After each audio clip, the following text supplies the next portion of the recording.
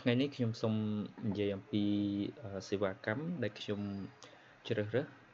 ដែលខ្ញុំមានណាបាទអញ្ចឹងសម្រាប់អ្នកដែលគាត់ជាអ្នកម៉ៅការឬក៏គាត់ជាម្ចាស់គម្រោងបាទហើយជាម្ចាស់ក្រុមហ៊ុនអញ្ចឹងដោយសារឥឡូវនេះគឺខ្ញុំជ្រើសរើសយកផ្នែកមួយពាក់ព័ន្ធជាមួយនឹងលុយនៃគម្រោងតែម្ដងអញ្ចឹងណាបាទអញ្ចឹងខ្ញុំមាន4បាទទី1គឺសេវាធ្វើ quote ធ្វើ BOQ បាទសម្រាប់អ្នកដែលគាត់ត្រូវការដេញដោយ project ធំណាបាទអញ្ចឹងភាគច្រើនគាត់ធ្វើទៅពេលខ្លះទំនុកចិត្តវានៅរៀងតិចឬក៏ធីមរបស់គាត់អត់គ្រប់គ្រាន់គាត់អាចប្រើសេវាកម្មនេះបានអញ្ចឹងណាបាទមានន័យថាខ្ញុំធ្វើ BOQ ឲ្យហើយខ្ញុំមាន cost ខ្ញុំមាន list បាទបន្ទាប់មកទៀតគឺសម្រាប់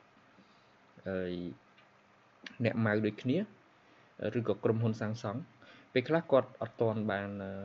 ធ្វើបញ្ជីសម្ភារៈមានន័យថាមក project មួយហ្នឹងតើត្រូវប្រើខ្សាច់ប៉ុន្មានថ្មប៉ុន្មានប្រើការ៉ូប៉ុន្មានអញ្ចឹងគឺអត់ទាន់បានរៀបចំខ្ញុំមានសេវាកម្មនឹងដូចគ្នាណាទី3គឺគ្រប់គ្រងដំណើរការបើកលុយសម្រាប់ទី3នេះគឺសម្រាប់តែម្ចាស់គម្រោងទេមានន័យថាពេលខ្លះក៏អត់ដឹងទេថាការបើកលុយប្រោះជាងឬក៏អ្នកម៉ៅការហ្នឹងគឺត្រឹមត្រូវទៅតាមទំហំការងារឬក៏អត់មានទុកretention ឬក៏អត់អញ្ចឹងណាអញ្ចឹងខ្ញុំមានសេវាជួយគ្រប់គ្រងឲ្យទី4សម្រាប់ម្ចាស់ក្រុមហ៊ុនដែលគាត់ចង់ធ្វើ BOQ មួយដែលជា professional សម្រាប់ក្រុមការងាររបស់គាត់ក្រុមហ៊ុនរបស់គាត់ជា unique មួយហើយរៀនអំពីរបៀបនៃការគ្រប់គ្រងលុយតាមគម្រោងនីមួយៗគឺធ្វើម៉េចយើងគ្រប់គ្រងវាឲ្យបានដើម្បីយើងបន្តរបស់យើងណាបន្តដំណើរការធ្វើម៉េចឲ្យវា process ទៅល្អ